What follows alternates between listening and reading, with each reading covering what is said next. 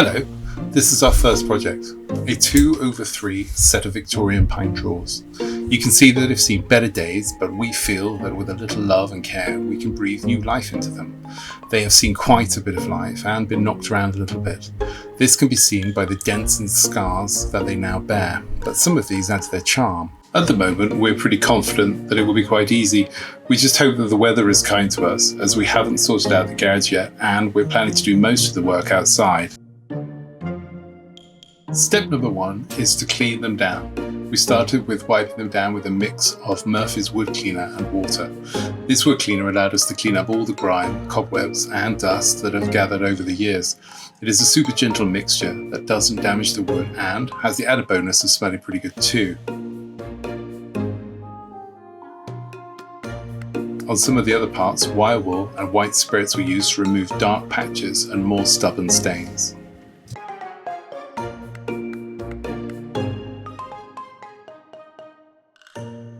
This is our first project and we were relying on doing most of the work outside.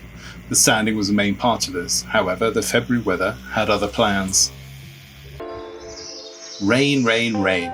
It didn't seem to stop raining at all in February. This caused some lengthy delays and other challenges. February 2026 has turned out to be one of the wettest on record. Apparently the UK experienced 40 days of consecutive rain in January and February alone. According to the news, it was caused by a blocked weather pattern. February 2026 holds the record for the lowest amount of recorded sunshine hours too. To add to the rain, it was oftentimes very cold, and standing outside on the days when it wasn't raining in -4 was not fun.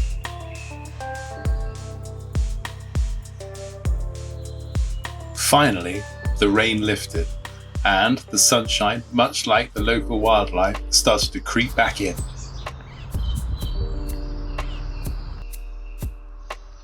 Now that the weather had both dried up and warmed up in equal measures, we got back to work and started sanding in earnest. We started off with 180 grit on both the orbital sander and the detailed sander, then moving up to 240 grit to get a nice smooth finish without taking out all of the dents and scratches that give the drawers character. With so many fiddly bits to do, it took a while even with the 2 sanders. The 6 drawer knobs though had to be done by hand and were especially time consuming.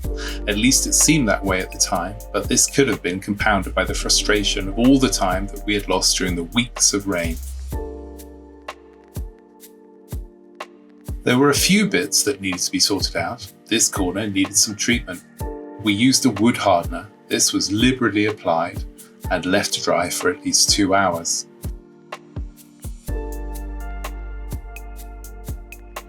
This corner seemed to be where most of the problems were. As you can see, it was also loose. It was decided that gluing it would be the best way to go. Wood glue was liberally applied and worked into the gap between the carcass and the top.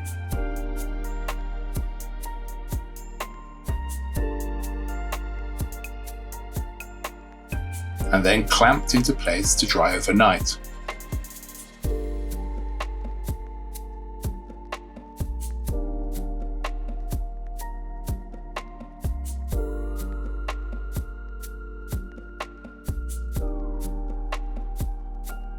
The drawer stops were missing in several places and needed to be replaced. In some places, the drawers themselves had big dents in them where they had been shut pretty roughly over the years. This meant that the drawers were actually going in too far, so we opted in some places to move the stops so that they have new contact point. On other ones, we did a small patch repair on the drawer itself. However, whilst concentrating on doing the repairs and being aware of all the time that had been lost due to the weeks of rain delays and cold weather, we forgot to film those bits. After all the repairs and sanding, the drawers needed one last clean before waxing.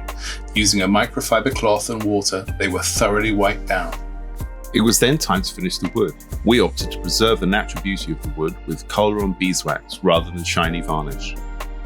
If we're honest, we didn't expect this to be quite as hard as it was. The application of the wax was super easy.